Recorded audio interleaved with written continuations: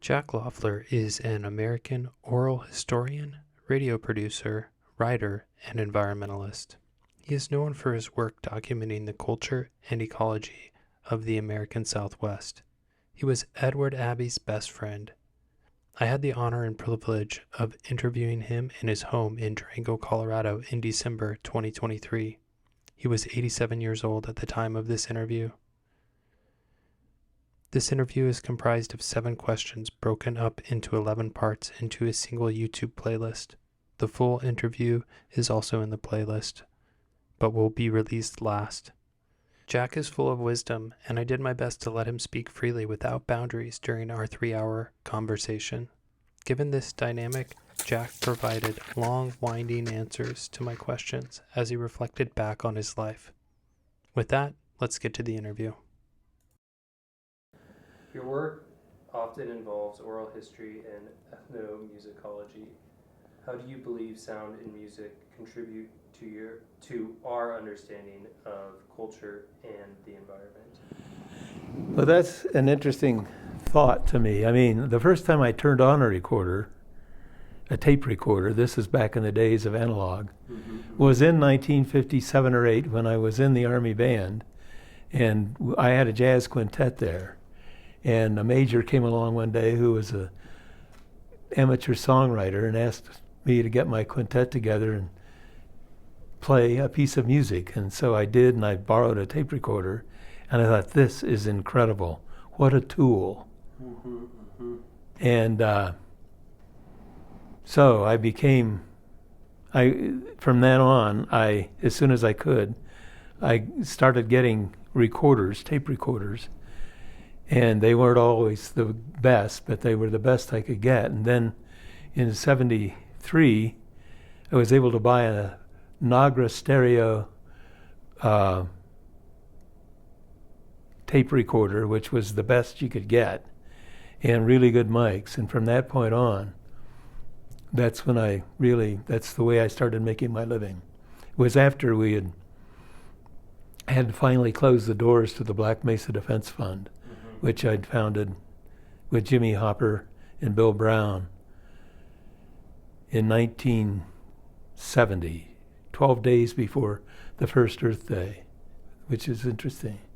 So going back to you happen to across this piece of technology to record a song, tape recorder.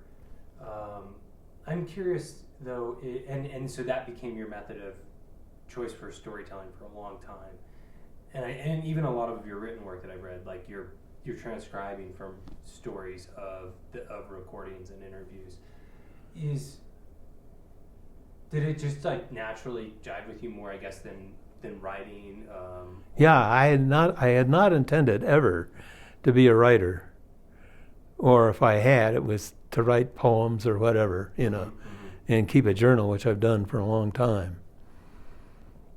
There are a lot of different ways to answer that question. Back in 1964, I had always had an enduring interest in indigenous peoples.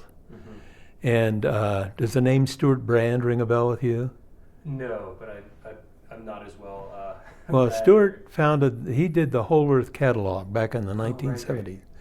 But he and I were good pals way back, starting in 1960. And he invited me to participate in a project that he put together called America Needs Indians in 1964. And I had a recorder with me that worked part of the time. It was just a funky little recorder in those days and a camera. But I ended up living with my first wife in a fork stick hogan at Navajo Mountain, Utah for half a year. And ostensibly to record their thinking or whatever and take their photographs, but I was way too shy to really do a good job of that and didn't do much of any of that. But I did get deeply into hanging with these people. I was adopted into a family of Navajos, and I herded sheep, and I protected the cornfield and did all sorts of stuff. I had a pickup truck, one of 3 motorized vehicles in the whole region. Subsequently, it became sort of a taxi service. And, but for example, I helped haul water, in big 30-gallon cans.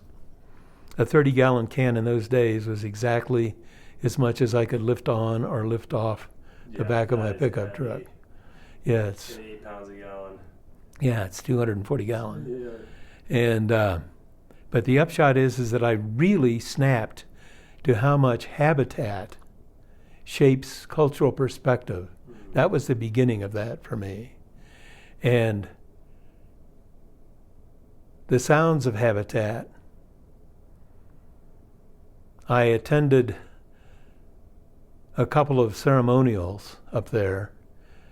The first part of a squaw dance, or the enemy way ceremony, was a mind blower to me.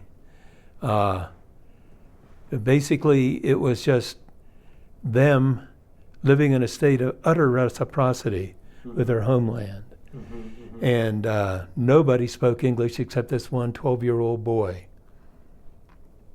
He was 12 and 64, so he was born in 52.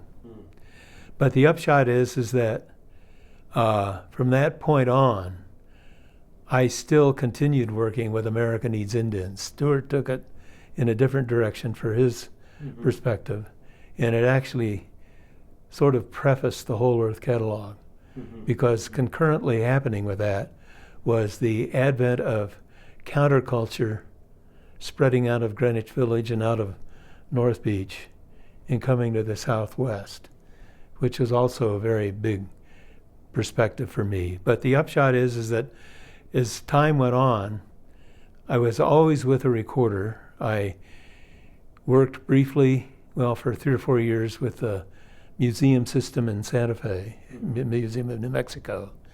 And I had a recorder, and I started producing soundtracks at that point for museum exhibitions. That was fun. And then we did the Black Mesa Defense Fund, and I had access to a recorder and would do sound. We put together AV presentations. I remember one time does the name Godfrey Reggio ring a bell with you? No. Coglione Scozzi, the Scozzi trilogy of films. Oh, yes, a little bit. Yeah, they're very far out. But I got him to read the narration, which was actually a poem by Gary Snyder that he'd sent me. Anasazi was the name of the poem. And that was fun, but I won't even go into that. But the upshot is it kept becoming more and more apparent to me that hearing, at least to me, is the most deeply penetrating of the 5 senses. Sight, of course, is just, you can't do without it unless you don't have it. And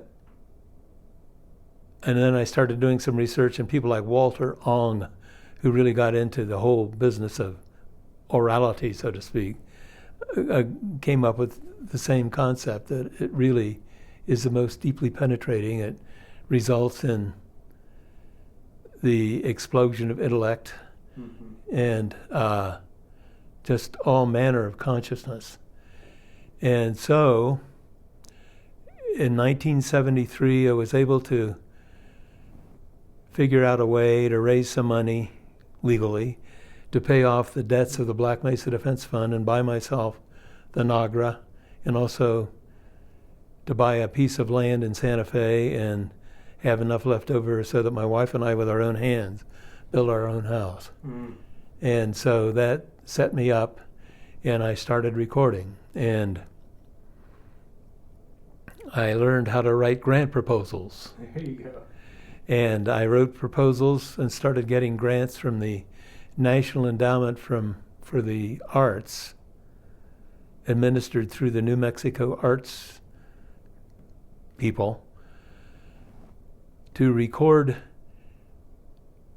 Hispano folk music